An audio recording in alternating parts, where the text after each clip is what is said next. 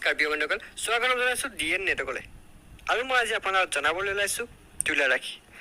বন্ধুসকল, তুলা ৰাশি জাতক জাতিকাসকলৰ জীৱনটো কিদৰে পাৰ হ'ব, কি কৰিলে ভাল হ'ব, কি কৰিব লাগিব, কেনেধৰণৰ সমস্যা হ'ব, কিদৰে সমাধান কৰিব আৰু কি কি সমস্যাৰ সন্মুখীন হ'ব, সেই সকলোবোৰ জনাই লৈ আহিছোঁ আজিৰ এই ভিডিঅ'টি। তেনেহ'লে পলম নকৰি আহক আজি আমি ভিডিঅ'টি আৰম্ভ কৰোঁ। এইখিনি এটি কথা জনাব পঠিয়াবলৈ ওলাইছোঁ।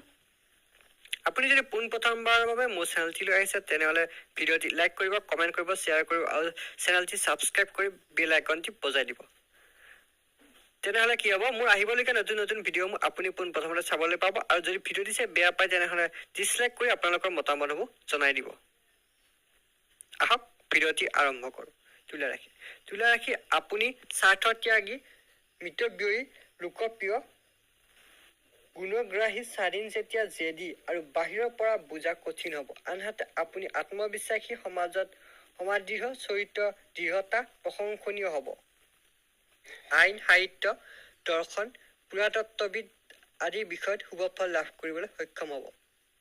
বিদেশ যাত্ৰাবোৰ পূৰণ হয়। লগতে ব্যৱসায়ত আপুনি সফল লাভ কৰিব পাৰিব। নতুন ব্যৱসায় আৰম্ভ কৰাৰ সুযোগ পাব। আয় বৃদ্ধিৰ লগতে সঞ্চয় কৰিব পাৰিব। লগতে আপুনি মিছা অপযশ কিছু মাজে সময়ে পাই থাকিব পাৰে। বিবাহৰ প্ৰাৰ্থীসকলে আশানুৰূপ ফল লাভ কৰিব। তুলা, ধনু, মকৰ, কৰ্কট, সিংহ ৰাশিৰ লগত বিবাহ হ'লে বিশেষভাৱে শুভ ফল লাভ কৰিব। লগতে যান বাহন আদি কিনাৰ ক্ষেত্ৰত আপোনালোক সতৰ্ক হ'ব। মাটি বাৰী কিনাৰ ক্ষেত্ৰতো সতৰ্ক আৰু আইন আদালতৰ দ্বাৰস্থ হোৱাৰ প্ৰয়োজন আছে, হ'ব পাৰে। গতিকে কিছু সাৱধান হৈ থকা উচিত। লগতে জনাবলৈ লৈছোঁ আপোনালোকৰ স্বভাৱ চৰিত্ৰ কেনেধৰণৰ হ'ব। আপোনালোকৰ দেখাত গহীন গম্ভীৰ হ'ব। পৰিয়ালৰ কিছু সময়ত দুখ আহিব পাৰে। প্ৰায়ভাগ সময় সুখত অতিবাহিত হ'ব। মনোভাৱ দাৰ্শনিক হ'ব পাৰে আৰু বৈজ্ঞানিক হ'ব পাৰে। গতিকে আপোনালোকে যিবোৰ চিন্তা কৰে সেইবোৰ সঠিকভাৱে ব্যৱহাৰ কৰিলে নিশ্চয় সুফল লাভ কৰিব পাৰিব। মান যশ বৃদ্ধি পাব পাৰে। কোনো সময়ত ইয়াৰ অৱনমিত হ'ব পাৰে। গতিকে সদায় সতৰ্ক হৈ থকাৰ প্ৰয়োজন। সিদ্ধান্তসমূহ খৰতকীয়াকৈ নল'ব আৰু আপুনি সিদ্ধান্ত লোৱাত সদায় ভালদৰে সিদ্ধান্ত লয়, যদিও মাজে মাজে দুই এটা কোনো সিদ্ধান্তই আপোনাক ক্ষতি কৰিব পাৰে।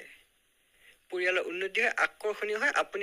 আপোনাক অন্য ব্যক্তি সদায় আপোনাৰ প্ৰতি আকৰ্ষিত হয়, যাৰ বাবে আপুনি সদায় অন্য এক স্থান লাভ কৰে। স্বাভাৱিকভাৱে কাম কাজ কৰে। প্ৰয়োজনীয় বাহিৰে অপ্ৰয়োজনীয় কাম আপুনি প্ৰায় কৰা দেখা নাযায়। কঠোৰ পৰিশ্ৰম কৰে, যাৰ বাবে আপোনাৰ সদায় উন্নতি বৃদ্ধি হয়। স্বাভিমানী হয়, আত্মবিশ্বাসী হয়। আন লোকক আপোনাক বিশ্বাস কৰে, অৰ্থাৎ আপুনিও আন লোকক বিশ্বাস কৰে আৰু আন লোকেও আপোনাক বিশ্বাস কৰে, যাৰ বাবে আপোনালোকৰ সমন্বয় সদায় অটুট থাকে। পৰিশ্ৰম কৰা হয়, সমাজত জনপ্ৰিয় হোৱা দেখা যায়। আপোনালোকে যিকোনো পৰিস্থিতিৰ বাহিৰে প্ৰায়ভাগ সত্য কথা কোৱা দেখা যায়।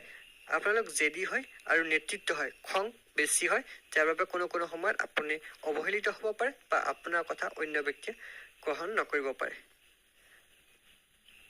লগতে আপোনালোকৰ প্ৰেম বুদ্ধিৰ ক্ষেত্ৰত সদায় তীক্ষ্ণ, যাৰ বাবে আপোনালোক এই ক্ষেত্ৰত সদায় উন্নীত ফলাফল দেখুওৱা হয়।